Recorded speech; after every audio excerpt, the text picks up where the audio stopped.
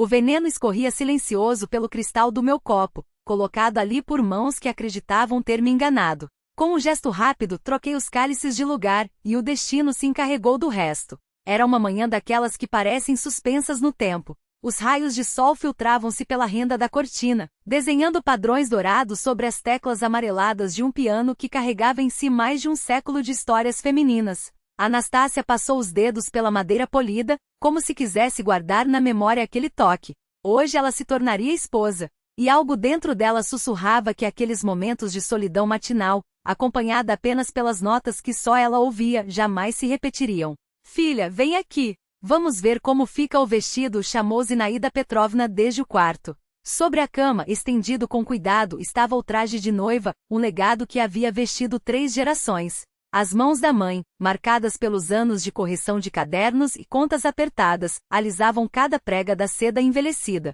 O tecido perderá o brilho original, mas as rendas mantinham uma delicadeza que o tempo não conseguiu apagar. Lembra como sua mãe ficava linda nesse vestido?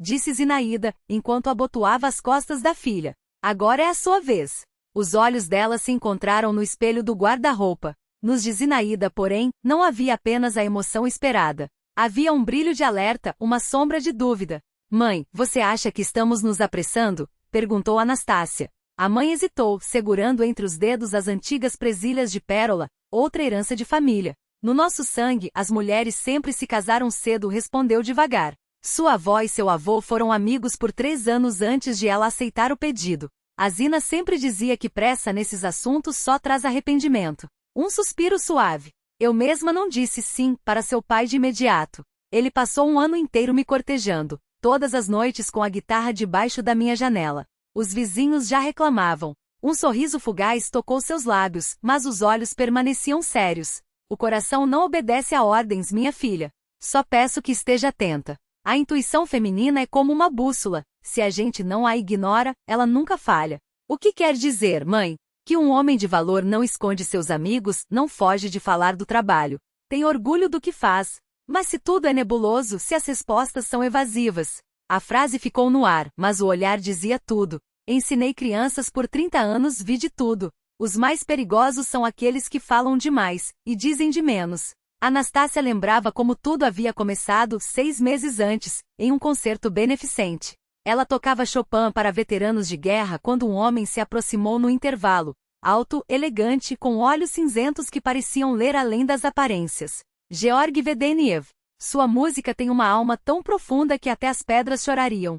Flores semanais, noites de teatro, passeios pelos becos históricos de Moscou. O primeiro encontro foi no Bolshoi, para o Lago dos Cisnes. Ele conhecia cada detalhe da produção, falava de Tchaikovsky com propriedade. Mas quando ela perguntou como havia aprendido tanto, a resposta foi vaga. Sempre me interessei por essas coisas. Sobre formação musical, um mero autodidata. No Museu Pushkin, ele se movia entre as telas como se fosse um especialista, citando críticos de arte com facilidade. Anastácia comentou com uma colega, também historiadora, mas quando sugeriu apresentá-los, Georg desviou. Para que complicar? Nosso mundo já é perfeito assim.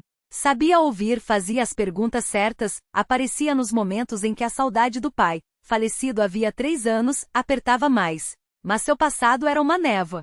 Amigos? Nunca mencionava. Família? Tenho um irmão mais novo, mas nos falamos pouco. Perguntas diretas viravam generalizações, ou ele mudava de assunto. Uma voz interior insistia em sussurrar. Por que um arquiteto bem-sucedido não tem amigos? Por que nunca detalha seus projetos? Mas Anastácia silenciava. Afinal, todos os homens não guardam seus segredos? Não é natural proteger um novo relacionamento de olhares alheios? Depois de 3 anos de solidão, a atenção daquele homem culto e seguro parecia um bálsamo para suas feridas. O toque da campainha interrompeu suas memórias. Dária irrompeu pelo apartamento com um buquê de rosas e a energia costumeira, mas havia algo tenso em seus gestos. Noiva, pronta para conquistar o mundo? Brincou, parando para admirar Anastácia. Meu Deus, esse vestido foi feito para você. Uma verdadeira rainha. Anastácia girou diante do espelho, observando o anel no dedo, uma peça antiga, com um pequeno rubi cercado por diamantes minúsculos. É da minha avó. Georg insistiu que eu usasse este em vez de um novo, explicou. Disse a Dária que era para manter a tradição familiar. Que prático, comentou a amiga, e algo em seu tom soou ambíguo. Seus olhos demoraram-se no anel por um segundo a mais. Anastácia captou aquele olhar estranho. Inveja? Preocupação? Está tudo bem? Perguntou. Claro, respondeu Daria, sacudindo a cabeça com um sorriso forçado. Só estou nervosa por você. É um passo tão grande. Anastácia não contou o resto da conversa que tivera com Georg naquela ocasião, quando ele, sorrindo, beijara sua testa e acrescentara. E economizar também não faz mal. Afinal, você não é de exigir luxos. Ela responderá com um é claro, amor, mas algo dentro dela rachara, como gelo fino sob os primeiros passos da primavera. Era mesmo sábio poupar? Não seria louvável valorizar a tradição mais do que a ostentação? Ainda assim, parecia estranho que um arquiteto de sucesso, dono de seu próprio escritório, falasse em economizar no anel de noivado da esposa. O restaurante Velha Moscou as recebeu com lustres de cristal e fotografias em preto e branco das ruas antigas nas paredes. Uma mesa pequena, a mãe e alguns colegas, Daria com o marido. Georg erguia seu copo de champanhe para um brinde, e Anastácia notou um olhar trocado entre ele e a amiga, rápido, quase imperceptível, como se compartilhassem um segredo. Mas o dia era intenso demais para dar importância àquilo. Agora, minha querida esposa, disse Georg, tomando seu braço quando os convidados começaram a se despedir, um jantar romântico. Só nós dois. O Nostalgia era um casarão antigo, onde outrora moravam comerciantes abastados. Velas tremeluzentes, poltronas de veludo, garçons de luvas brancas. Georg estudou longamente a carta de vinhos, consultando o sommelier até escolher algo especial. Esta noite será inesquecível, declarou ao receber a garrafa de um vinho francês caro. O início da nossa nova vida. O telefone de Anastácia tocou no pior momento. Desculpe, amor. Alô, mãe? Tudo bem? Sim, estamos jantando em um lugar lindo. Não se preocupe. Claro, mãe. Se algo der errado, sei que posso voltar. Quando voltou à mesa, teve a impressão de que Georg a observara com uma atenção excessiva durante a ligação.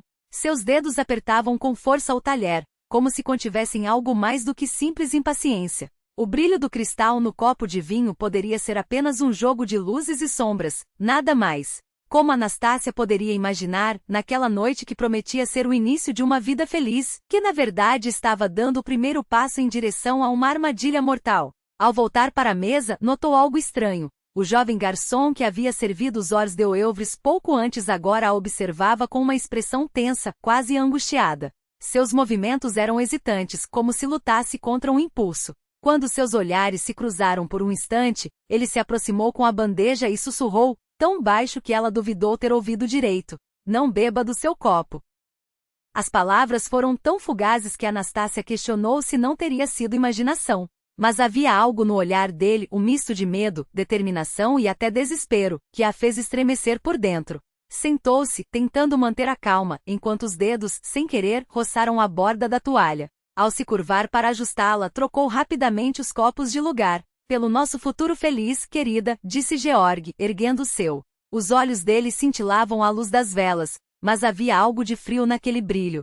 E para que tenhamos uma vida longa e mutuamente vantajosa. A palavra vantajosa soou estranha em um brinde de casamento. Anastácia levantou seu copo, aquele que agora estava à sua frente, e percebeu como o marido a observava com uma atenção doentia. Não olhava para seu rosto nem para seus olhos, mas para suas mãos, para o movimento do cristal entre seus dedos. Beberam ao mesmo tempo. O vinho era encorpado, com um leve amargor no final. Georg repousou o copo e sorriu, os lábios úmidos da bebida. Agora somos um só. Não se passaram 5 minutos quando seu rosto começou a mudar. Primeiro, uma palidez súbita. Depois, gotas grossas de suor brotaram em sua testa. As mãos tremiam ao buscar o guardanapo. Anastácia inclinou-se para ele, alarmada. Georg, o que foi? Você está bem? Ele tentou se levantar, mas vacilou. Manchas vermelhas surgiram em seu pescoço, espalhando-se rapidamente pelo rosto. O restaurante mergulhou no caos.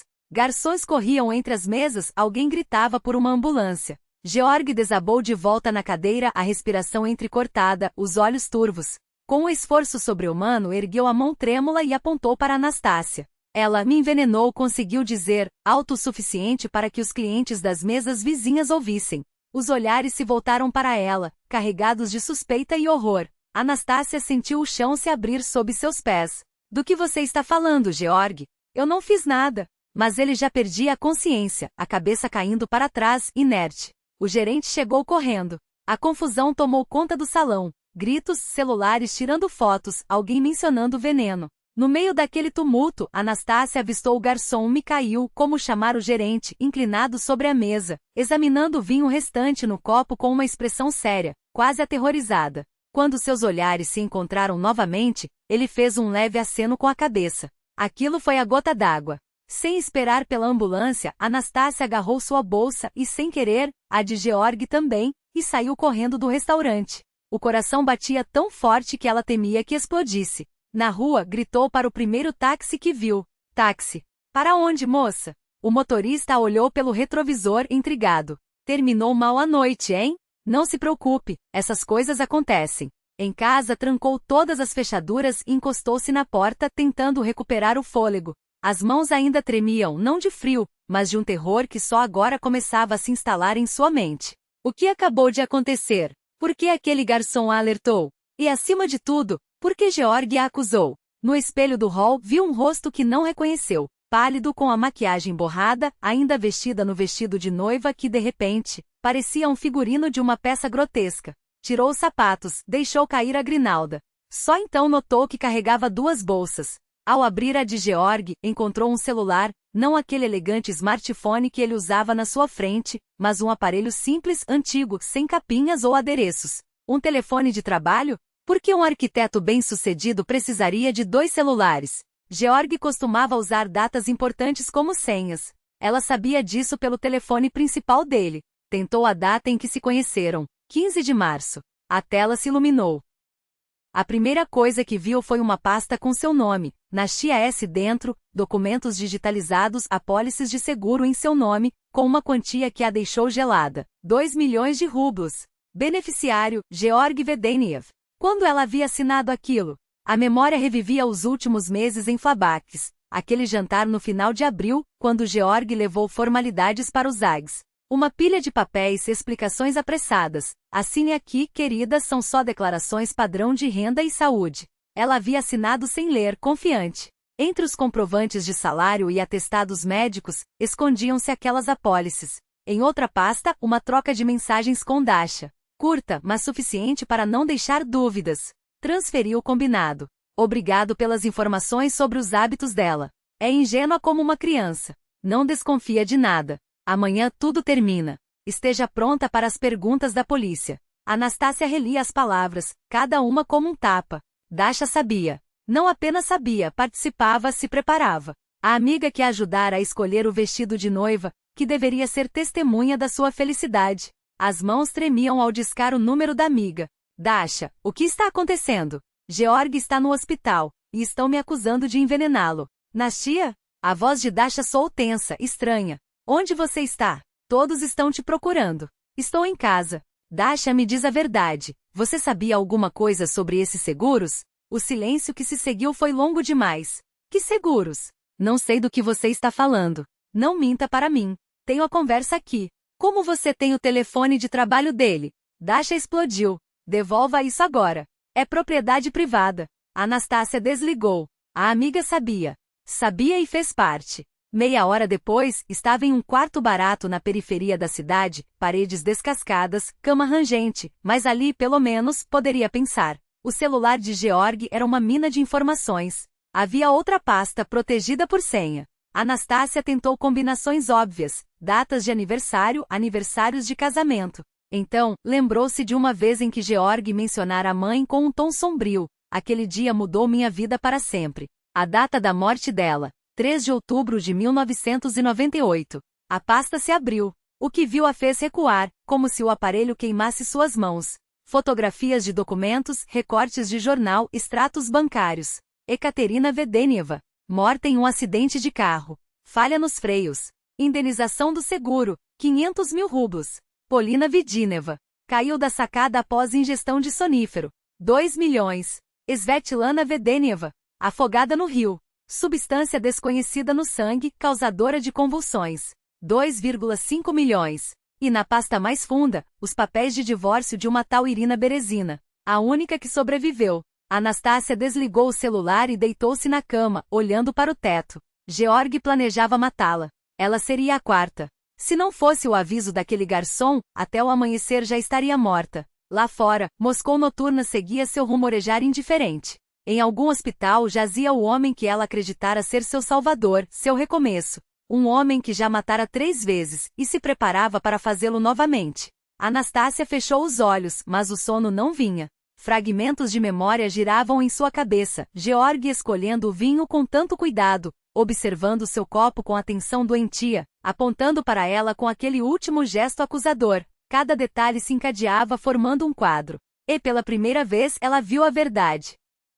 Um plano perfeito, que só falhara por acaso, ou talvez não fosse acaso. Quem era aquele garçom, Mikhail? Por que decidirá interferir? E acima de tudo, o que aconteceria no dia seguinte, quando ela não aparecesse em casa, quando começassem as buscas, quando descobrissem que o telefone de Georg estava bloqueado. Os primeiros raios do sol romperam as cortinas baratas do quarto de hotel quando Anastácia finalmente mergulhou em um sono agitado. Sonhou com taças de vinho tinto que se transformavam em sangue e com a voz de Georg repetindo: "Você era a vítima perfeita." Amanhã a recebeu com a luz azulada de uma televisão ligada no canto do quarto. Ela acionou as notícias por reflexo, tentando se distrair do pesadelo que agora se confundia com a realidade. E então viu seu próprio rosto na tela. Jovem mulher é suspeita de tentar envenenar o marido no dia do casamento, dizia a apresentadora com voz impassível. Uma foto do modesto cerimonial, em que Anastácia sorria sem desconfiar da armadilha que se fechava ao seu redor. Depois, imagens do hospital. Georg deitado na cama, pálido mas com os olhos límpidos. A roupa de paciente lhe conferia uma fragilidade comovente. Ao lado, o soro na veia reforçava a imagem de vítima. Quando falou, sua voz soou fraca, mas cada palavra foi calculada com precisão cirúrgica. Ainda não consigo acreditar no que aconteceu. Anastácia é uma pessoa boa, sensível. Sabemos que ela passou por um período difícil depois da morte do pai, fez tratamento para a depressão. Talvez o estresse da cerimônia tenha provocado uma recaída. Estou disposto a perdoar, desde que ela receba a ajuda médica de que precisa. Cada frase era uma peça no tabuleiro. Anastácia reconhecia ali a assinatura de alguém que por meses estudará suas fraquezas, colecionando informações para usá-las no momento certo. A câmera então se voltou para Dasha. A amiga estava à entrada do hospital, os olhos vermelhos de choro, um lenço nas mãos. Cada palavra soava como um golpe. Ela andava estranha ultimamente, fechada, desconfiada. Falava muito em dinheiro, dizia que todos a exploravam. Georg e eu estávamos muito preocupados com o estado dela. Anastácia desligou a TV. As mãos tremiam ao pegar o telefone de Georg. A tela permaneceu escura. O aparelho fora bloqueado remotamente. Todas as provas desapareceram, como se nunca tivessem existido. Ligou seu próprio celular pela primeira vez em 24 horas, 43 chamadas perdidas da mãe, dezenas de mensagens de conhecidos, colegas, números desconhecidos e uma de Dasha. Onde você está? Georg está no hospital. A polícia te procura. Entregue-se antes que seja tarde. O primeiro toque foi o da mãe. Nastenka, minha filha. A voz de Zinaida Petrovna quebrava em soluços, carregada daquela dor materna que não conhece limites. Não dormi a noite toda só pensando. Será que tudo começou de novo? Lembra como foi depois da morte do seu pai? Você ficava dias na cama, dizia que todos estavam contra você, que alguém a observava. O médico explicou que eram ideias paranoicas, sintomas da depressão. Mãe, juro pela memória do papai, eu não tentei envenenar Georg. Anastácia apertou o aparelho até os nós dos dedos ficarem brancos. Foi ele quem tentou me matar. Eu tinha provas, documentos, o telefone dele com conversas. Filha, o que você está dizendo? Na voz da mãe surgiu aquele tom paciente e cuidadoso, o mesmo que os médicos recomendam usar com pacientes instáveis. Georg ligou ontem, tão preocupado com você. Disse, ela sumiu, não atende às ligações. Ele está disposto a pagar pelos melhores médicos, uma clínica particular. Anastácia entendeu, a ligação de Georg não fora casual. Ele construía metódica e publicamente a versão da esposa com distúrbio mental. Até a própria mãe se tornará uma peça nesse mecanismo bem oleado. Entendeu também que a mãe não acreditaria nela. Naquele tom, ecoava a mesma convicção de quando Anastácia se afundara na depressão após o enterro do pai, paciente, carinhoso, mas certo de que a filha estava doente. Passos no corredor a fizeram congelar. Pesados masculinos, pararam bem à porta do seu quarto. Polícia! Abra a porta! Ela se jogou pela janela. Segundo andar, uma escada de incêndio enferrujada embaixo.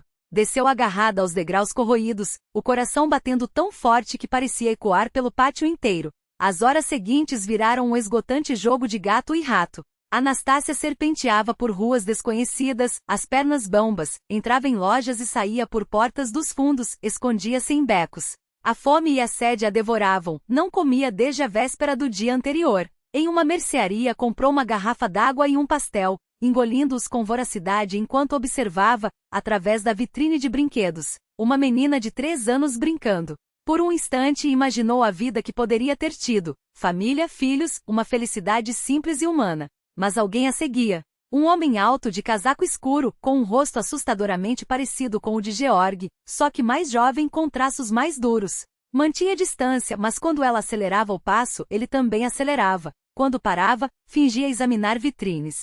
Na farmácia do Tvetnoy Boulevard, tentou escapar pela saída de serviço, mas a porta estava trancada. A farmacêutica, uma mulher de meia idade com olhos cansados, perguntou com preocupação: "Você não está bem? Quer um Valocordin?"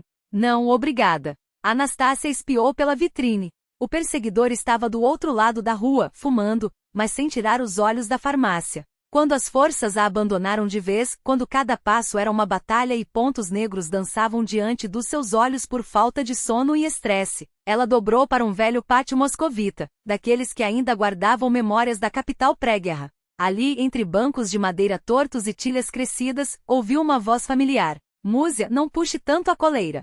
Antonina Makarovna passeava com sua Dachshund velha e gorda, que ofegava com o calor. Ao ver Anastácia, a idosa parou como se tivesse visto um fantasma. "Nastenka, meu Deus, você está horrível. O que aconteceu, menina?" Naquele momento, a última resistência de Anastácia se quebrou. Ela se atirou nos braços de Antonina Makarovna como a um farol em meio ao naufrágio. "Antonina Makarovna, não tenho para onde ir. Vamos para sua casa", disse a velha, simples. "O resto a gente resolve depois." O apartamento de Antonina Makarovna era uma ilha do passado.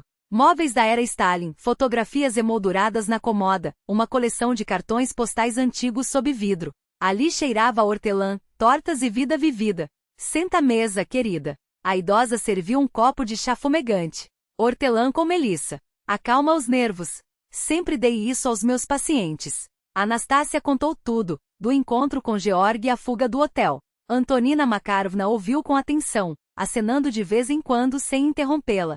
"Eu acredito em você, menina", disse, quando Anastácia terminou. "Tem um olho clínico." Ela se levantou, foi até um velho secretário e tirou uma caderneta de couro gasto. "Meu primeiro marido, que Deus o tenha, também era um Sugar Medovchek no começo. Flores, poemas." Depois começou a levantar a mão. "Graças a Deus, meu pai, veterano de guerra, percebeu a tempo e me levou embora com minha filha. Depois conheci Ivan Makarovich. Com ele vivi 40 anos em paz. Tenho um conhecido, um bom advogado chamado Alexei Pavlovich Nesterov. Foi ele quem ajudou minha sobrinha Nadia a se livrar daquele monstro de marido." Antonina Makarovna pegou o telefone e descou. "Alexei Pavlovich, meu querido, temos aqui um caso sério. Lembra quando você ajudou minha Nadia? Agora é algo parecido, só que muito pior."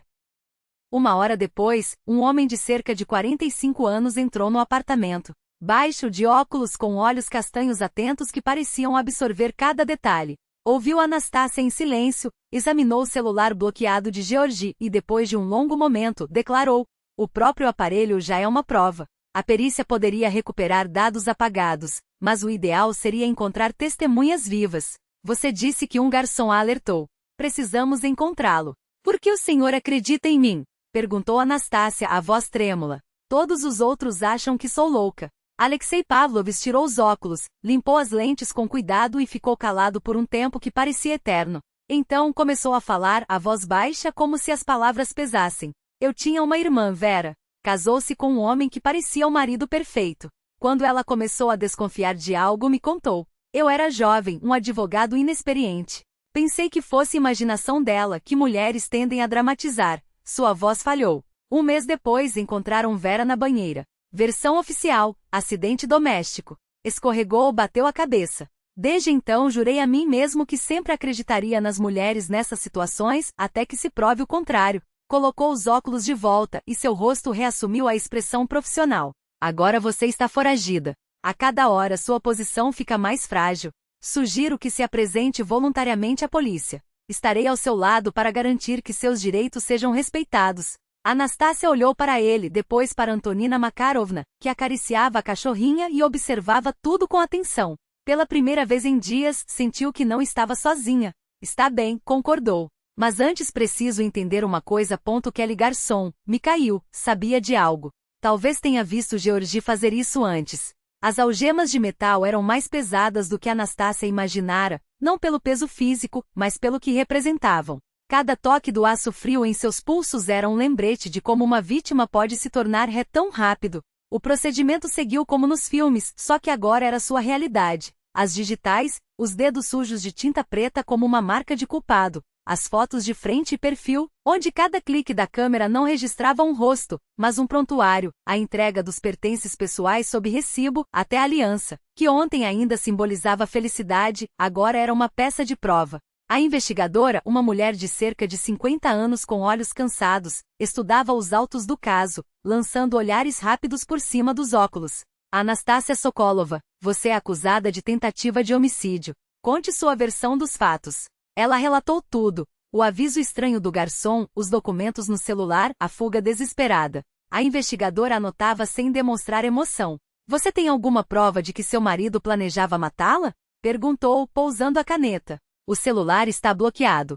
O garçom sumiu. Minha amiga, a palavra soou amarga, diz o contrário. No fim, é minha palavra contra a dele. Mas devem ter rastros no telefone. A perícia pode recuperar os dados. Pode ou não. Os métodos modernos de apagar informações são eficientes. Na audiência de custódia, Alexei Pavlovich argumentou sobre a presunção de inocência, a falta de provas diretas, a necessidade de uma investigação minuciosa. Mas o juiz, diante da gravidade da acusação e do risco de fuga, decretou a prisão preventiva. O presídio a recebeu com cheiro de cloro e o barulho metálico das fechaduras. Cada corredor ecoava seus passos. Cada porta que se fechava soava como um veredicto final. A cela era para 3 pessoas, 2 camas, uma mesa, um lavatório. Na cama de baixo, uma mulher de 40 anos, cabelos curtos e grisalhos, olhos calmos e atentos, lia um livro gasto. Vera apresentou-se, fechando o livro. O que te trouxe aqui? Meu marido, respondeu Anastácia automaticamente e depois corrigiu. Quero dizer, me acusam de tentar envenená-lo. Eu matei o meu, disse Vera, simples como se comentasse o tempo. Com uma frigideira na cabeça. Paguei 15 anos de espancamento. Quando ele foi mexer com minha filha, não segurei. Na primeira noite, Anastácia não conseguiu dormir. Vera, percebendo, falou baixo na escuridão. Os primeiros dias são os piores. Parece que a vida acabou. Mas sabe, às vezes a prisão libera mais do que a liberdade. Eu vivi 15 anos com medo. Aqui, pela primeira vez em muito tempo, durmo em paz. Aos poucos, Vera se tornou mais que uma companheira de cela, uma professora de sobrevivência. E mais importante, uma mestre em preservar a dignidade onde ela parecia impossível. Lembre-se, dizia, você não está aqui para sempre. O que vai ficar na sua alma depois deste lugar depende só de você. Pode escolher se amargar ou se fortalecer. Eu escolhi a segunda opção. Uma semana depois, Anastácia recebeu um aviso de visita. Georgi estava na sala de visitas, elegante com um buquê de rosas brancas. O marido perfeito, injustiçado por uma esposa doente. Anastácia, minha querida. Abraçou-a diante das câmeras, mas o gesto era frio, mecânico. Quando o guarda se distrai, a máscara de preocupação desapareceu. Não esperava que você fosse tão esperta, sussurrou. Achava que tudo sairia como planejado, como com as outras. Mas você estragou meu plano perfeito. Por quê? Tenho uma proposta. Georgi ignorou a pergunta. Assuma a culpa. Aceite uma avaliação psiquiátrica. Inimputabilidade em vez de intenção. Tratamento em vez de prisão. Em 1 ou 2 anos, sai e vive tranquila. Se insistir, pega 10 anos por tentativa de homicídio. Por que eu? Anastácia olhava fixamente seus olhos cinzentos, buscando alguma fissura. Você era perfeita, respondeu Georgi, como se explicasse um problema matemático. Uma professora de música solitária, com apartamento próprio e histórico de depressão. Sem parentes próximos, além de uma mãe que acreditaria em qualquer psiquiatra sobre uma recaída. E acima de tudo, você desejava tanto um lar que te conquistar foi fácil. Cada palavra era uma faca. Anastácia entendeu, diante dela não havia um homem, mas um predador para quem vidas alheias eram apenas linhas em uma planilha de lucros. Enquanto isso, Alexei Pavlovich reconstruía meticulosamente o quebra-cabeça dos crimes. Depois de 1 mês e meio de trabalho incansável, com a ajuda de Antonina Makarvna, localizou o garçom Mikhail. A administração do restaurante relutante forneceu seus dados. O jovem havia pedido demissão no dia seguinte ao incidente, alegando questões familiares. Sua mãe, uma aposentada de Zhukovsky, nos arredores de Moscou, recebeu o advogado em uma cozinha apertada de um prédio de 5 andares, nervosa, torcendo a ponta do avental. Ele não me explica nada, só disse que ia para a tia, em Pskov, queixou-se, servindo chá em copos de vidro grosso. Largou um bom emprego à faculdade. E olha que estava no 3º ano de medicina. O que aconteceu? Perguntou o advogado, cauteloso. Seu filho pode ajudar uma mulher inocente a evitar a prisão. Ele foi testemunha de uma tentativa de crime. Diga a ele que não somos inimigos. Queremos apenas que ele restaurar a justiça, completou o advogado, observando como a mulher apertava os dedos em torno do copo de chá, como se a porcelana pudesse lhe dar forças. Ela permaneceu em silêncio por longo tempo, os olhos fixos na fotografia do filho sobre a janela. Um jovem de olhar sério, vestido no jaleco branco de estudante de medicina. A luz da tarde iluminava o rosto da mãe, destacando as rugas que o tempo e a preocupação haviam esculpido. Misha sempre foi um menino de consciência pesada, murmurou por fim, com um suspiro que parecia carregar anos de memórias. Se vê algo errado, não consegue dormir, não consegue viver em paz.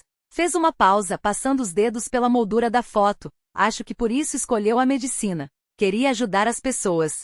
Ou talvez quisesse se redimir de algo que nem sabia que carregava. 3 dias depois, Mikhail apareceu em uma chamada de vídeo. O rosto pálido, os olhos inquietos como os de um animal acossado. Falava baixo, a voz entrecortada por olhares furtivos para trás, como se temesse que alguém o surpreendesse a qualquer momento. Sou estudante do 3º ano de medicina. Trabalhava como garçom para pagar os livros, começou, ajustando a câmera para que seu rosto ficasse mais claro. Naquela noite, vi um homem pingando algo no copo de uma mulher. O movimento era inconfundível. Engoliu em seco. Na faculdade, em toxicologia, aprendemos como se diluem substâncias concentradas. Reconheci o gesto. Soube na hora que aquilo não era inocente. Por que decidiu interferir? Perguntou o advogado, inclinando-se levemente para a frente. Mikhail passou a mão pelos cabelos como se a memória o sufocasse. Porque já tinha visto aquele homem antes, respondeu, a voz rouca. 3 meses atrás, no mesmo restaurante. Ele estava com outra mulher, loira por volta dos 30 anos, muito bonita. Fechou os olhos por um instante. Na época vi quando ele adicionou algo ao drink dela. Pensei, talvez seja remédio? Talvez ela esteja doente? Sacudiu a cabeça, amargurado. Fiquei quieto. Disse a mim mesmo que não era da minha conta. Seus dedos tremiam ao tocar a própria testa como se tentasse apagar a lembrança. Uma semana depois, li nos jornais que ela tinha se afogado no rio Moscou. Svetlana Vedeneva. A voz quebrou. Quando vi aquele homem repetindo o mesmo gesto com outra mulher, entendi. Meu silêncio tinha tornado-me cúmplice de um assassinato. Não podia deixar acontecer de novo. Era a peça que faltava. Mas ainda eram necessárias provas concretas. O advogado começou a rastrear as outras esposas de Georgi, e logo encontrou Irina Berezina. Ela trabalhava como farmacêutica em uma pequena drogaria nos arredores de Moscou, vivendo como se quisesse desaparecer. Aceitou encontrar-se apenas na presença de testemunhas, e mesmo assim falava em um tom tão baixo que era preciso se inclinar para ouvir. Desconfiei quando comecei a sentir sintomas estranhos depois dos vitaminas que meu marido me dava, disse, os dedos brincando com a alça da bolsa. Náuseas, tonturas, um gosto metálico na boca. Seus olhos, claros e precisos, encontraram os do advogado. Minha formação em farmácia me permitiu reconhecer os sinais. Era envenenamento crônico por arsênico. Por que não denunciou a polícia? Irina emitiu um som seco, quase um riso sem alegria. Quem acreditaria em mim?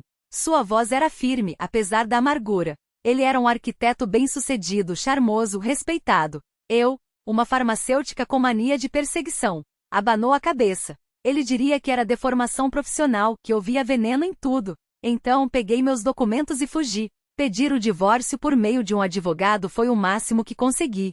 Com os depoimentos de Mikhail e Irina, o advogado apresentou um pedido de revisão da prisão preventiva. A nova audiência transcorreu em um clima radicalmente diferente. Testemunhos, laudos periciais sobre a possibilidade de recuperar dados do celular de Georgi, atestados médicos das ex-esposas, tudo compunha um quadro muito distinto da versão inicial. O tribunal altera a medida cautelar para prisão domiciliar com monitoramento eletrônico, anunciou o juiz. Nasha voltou para seu apartamento um mês depois da prisão. No portão do prédio, Antonina Makarovna a esperava com um bolo caseiro e um sorriso que iluminava até o cinza do dia. Eu sabia que a verdade sempre acha seu caminho, disse a velha senhora, abraçando-a com força. Só às vezes precisa de uma ajudinha. O bracelete eletrônico em seu tornozelo era um lembrete de que a batalha ainda não havia terminado. Mas pela primeira vez em muito tempo, Nasha sentiu que não estava sozinha. A prisão domiciliar revelou-se uma bênção disfarçada. Pela primeira vez em meses ela podia tocar seu piano quando a ansiedade a dominava. As teclas, gastas pelo tempo, respondiam ao toque de seus dedos com um som familiar, a única coisa que permanecerá inalterada em seu mundo virado do avesso. Tocava Bach quando precisava organizar os pensamentos. As fugas precisas, matematicamente perfeitas, ajudavam a colocar a mente em ordem. Chopin quando precisava chorar. Rachmaninoff quando buscava forças para seguir em frente. O bracelete no tornozelo pisca a cada 4 horas, enviando um sinal à central de monitoramento para confirmar que ela não ultrapassou os limites invisíveis de sua prisão. Mas mesmo dentro daquelas paredes havia uma liberdade estranha, a liberdade de pensar, de planejar, de se reconstruir. Antonina Makarovna aparecia todos os dias, pontual como um relógio suíço, às 10 da manhã, com uma garrafa térmica de borscht ou uma bandeja de pirogues. Contava histórias da guerra, de quando tinha 20 anos e o mundo inteiro cabia dentro do cerco a Leningrado. Sabe, minha querida, dizia, servindo o chá de um samovar antigo, herdado de bisavós, naquela época, cada dia era como um exame. Você tinha o direito de viver, mas precisava provar que merecia. Seus olhos, ainda vivos apesar dos anos, fixavam-se em Nasha. Agora olho para você e vejo a mesma força. Só que você ainda não sente isso em si mesma. Enquanto isso, no escritório de Alexei Pavlovich, apareceu um visitante inesperado, Nikolai Vedene. O irmão mais novo de Georgi parecia um homem que não dormia há semanas. As mãos tremiam ao acender um cigarro atrás do outro, e seus olhos saltavam de um canto a outro do cômodo, como se buscassem uma saída para uma armadilha invisível. Não aguento mais, disse, sem erguer o olhar. Georgi enlouqueceu. Liga no meio da noite, ameaça a mim e as crianças. Diz que se eu contar algo vão acontecer acidentes conosco. Alexei Pavlovich serviu o chá em copos simples de vidro, dando-lhe tempo para se recompor. Do lado de fora a chuva de outubro batia contra as janelas, e as gotas escorriam pelo vidro como lágrimas. Conte tudo desde o início, pediu o advogado com calma. Nikolai deu uma tragada longa no cigarro antes de começar, como se aquelas palavras pesassem demais para serem ditas. Tudo começou depois que nossa mãe morreu, 7 anos atrás, confessou, a voz rouca. Georgi mudou. Ficou frio. Calculista. Fechou os olhos por um instante. A primeira vez que pediu minha ajuda foi quando se casou com Ekaterina. Disse que ela precisava de um remédio especial para o coração. Pediu que eu conseguisse através da farmácia onde trabalhava. Que remédio era esse? Digoxina. Em doses altas. Nikolai esfregou a testa como se a memória o doesse. Um glicosídeo cardíaco. Em quantidades terapêuticas, trata arritmias. Em excesso, mata. Suspirou profundo. Pensei que Katia realmente tivesse problemas no coração. Um mês depois, ela morreu em um acidente de carro. Georgi recebeu 1 milhão de rublos do seguro. Disse que usaria o dinheiro para abrir seu próprio negócio. E depois? Depois veio Polina. A voz de Nikolai ficou ainda mais baixa. Dessa vez eram barbitúricos em doses letais. Georgi explicou que a esposa sofria de insônia e que os médicos não conseguiam ajudá-la. Polina caiu do varanda depois de tomar o remédio. Engoliu em seco. Depois, Svetlana. Para ela, ele precisou de algo que causasse espasmos musculares. Disse que era para um tratamento de massagem especial. Seu rosto se contorceu. Svetlana morreu afogada, vítima de convulsões na água. Por que não o parou antes? Nikolai cobriu o rosto com as mãos, como se não suportasse encarar a própria culpa. Porque não queria ver a verdade e admitiu, a voz abafada. Cada vez eu me convencia de que eram coincidências, de que eu é que era paranoico. Georgi sempre foi mais inteligente, mais bem-sucedido que eu. E ele me ajudava financeiramente quando minha esposa ficou doente. Precisávamos de remédios caros. Olhou para o advogado, os olhos vermelhos. Pensava que meu silêncio era o preço dessa ajuda. Mas me dizia, que silêncio! Afinal, ele não é um assassino. Sacudiu a cabeça, amargurado. Até que não pude mais ignorar. E quando percebi já era tarde. Eu me tornei cúmplice. A perícia toxicológica revelou um padrão inquietante. As vítimas haviam sido envenenadas com substâncias diferentes, mas seguindo o mesmo método meticuloso. A análise do celular de Georgie, no entanto, trouxe uma descoberta ainda mais chocante. Entre os dados recuperados, não havia apenas documentos de apólices de seguro, mas também uma troca de mensagens com um contato identificado apenas como assistente. As frases eram cifradas, mas o significado transparecia entre as linhas. O alvo está pronto. Operação final agendada.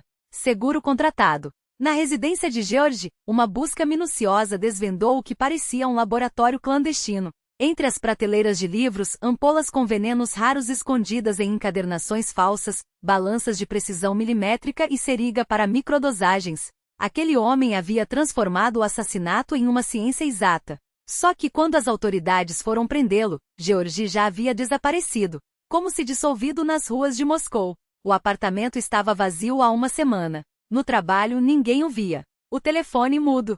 Até que no 8º dia de buscas, chegou uma carta. Era um envelope branco, sem remetente, com uma caligrafia impecável, a mesma que Nastya reconheceu das cartas de amor do passado.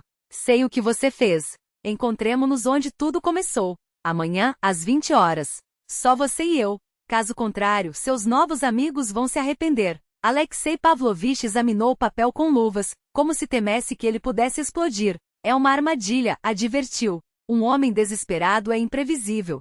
Mas também é a nossa chance, retrucou Nastya. Ele está vindo até nós. O plano foi traçado em uma noite de discussões acaloradas. Polícia, promotoria e técnicos concordaram. A operação era viável, mas o risco, imenso. Nastya insistiu em participar, ignorando os protestos. Preciso encerrar isso sozinha, explicou a Antonina Makarovna, que tentava dissuadi-la. Senão, passarei o resto da vida olhando para trás, sempre como vítima. A idosa ficou em silêncio por um longo tempo, observando a foto sobre a cômoda, uma jovem enfermeira em uniforme de guerra. Sabe, minha querida, eu também tive um momento assim com meu primeiro marido. Ou você passa a vida com medo dele, ou encara esse medo uma única vez. Às vezes, é preciso atravessar o fogo para se tornar mais forte. O tribunal suspendeu temporariamente a prisão domiciliar de Nastya para a operação.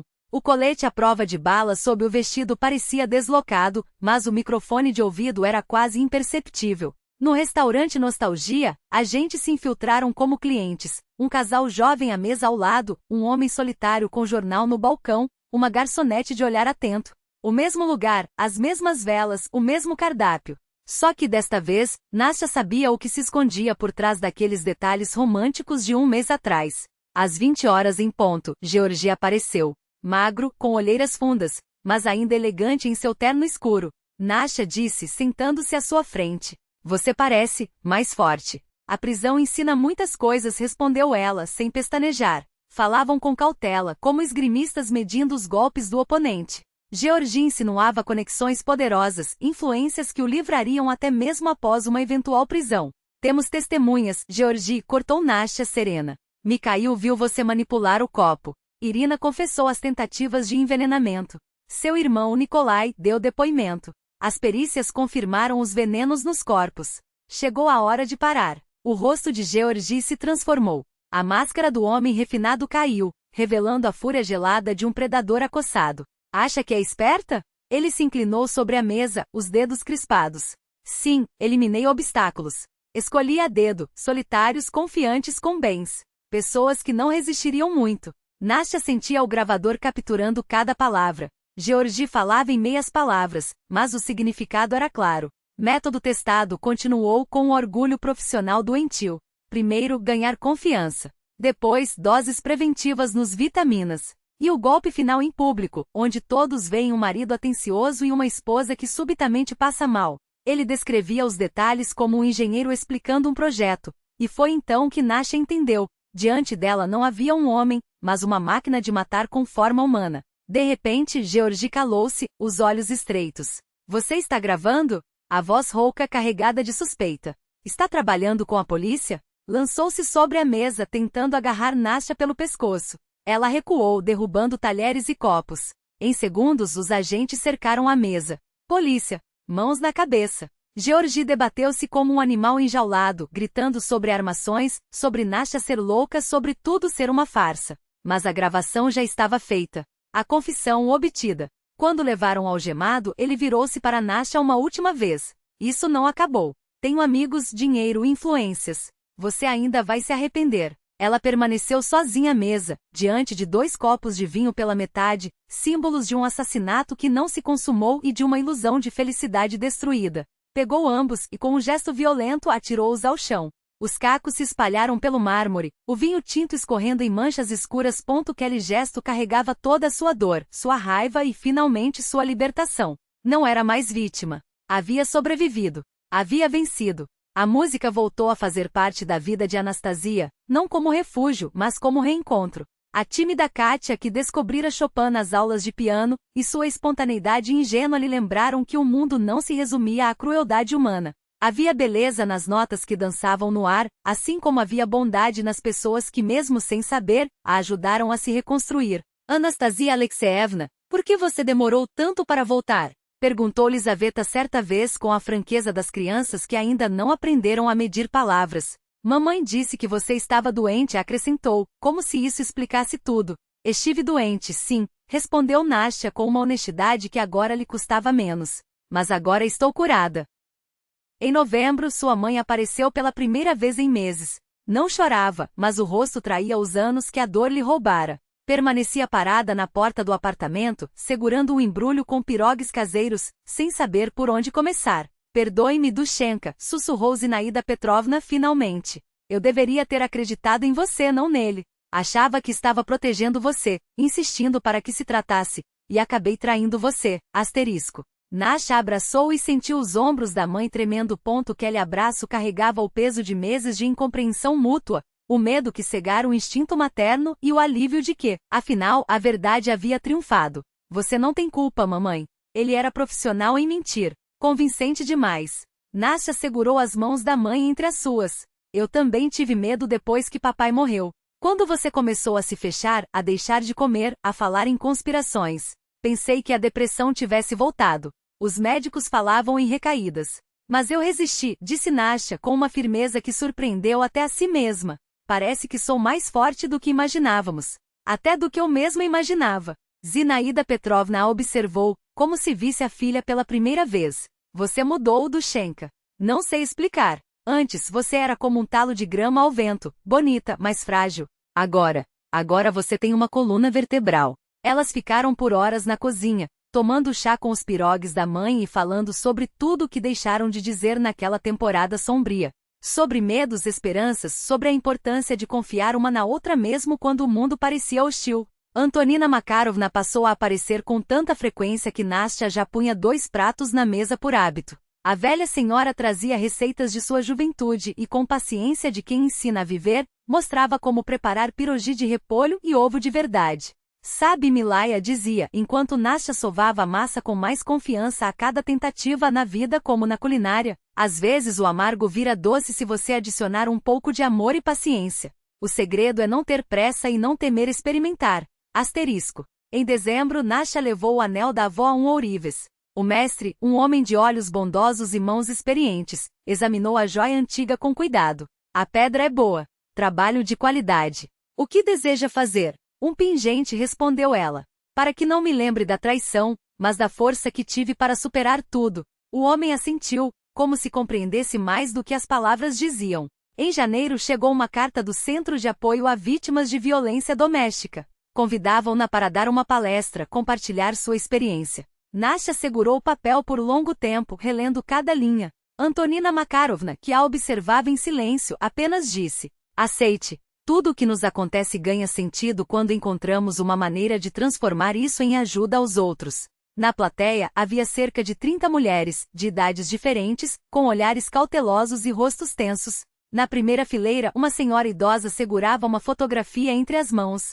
Ao lado, uma jovem de 20 anos, de olhos doces e sorriso claro. Nastia falou sobre a importância de confiar nas próprias sensações, de não ignorar os sinais de alerta, de buscar apoio em quem está disposto a ouvir sem julgar. Sobre como o isolamento é a primeira ferramenta do manipulador e como é vital manter laços com o mundo exterior. Ao final, várias se aproximaram. A primeira foi Irina Beriosina, uma mulher de casaco escuro. Abraçaram-se em silêncio, como irmãs que compartilhavam a mesma dor e se entendiam sem palavras. A segunda foi justamente a senhora da fotografia. Meu nome é Helena Sergeyevna, disse com voz trêmula. Esta é minha filha, Marina. 1 ano e meio antes, Marina casara-se com um homem perfeito nas palavras dela. 8 meses depois, encontraram-na na banheira.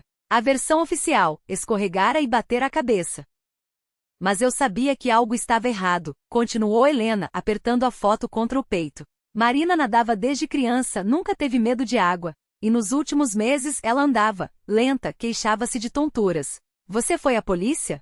Tentei. Mas o genro causou boa impressão. Um viúvo bem-sucedido, educado, arrasado. Eu era só uma mãe histérica que não aceitava a perda. Irina aproximou-se delas, colocando a mão no ombro de Helena. Sua filha não enlouqueceu, como ele dizia. A levaram a esse estado. E nós sobrevivemos, disse, olhando para Nastya. Isso nos dá força para ajudar quem ainda luta.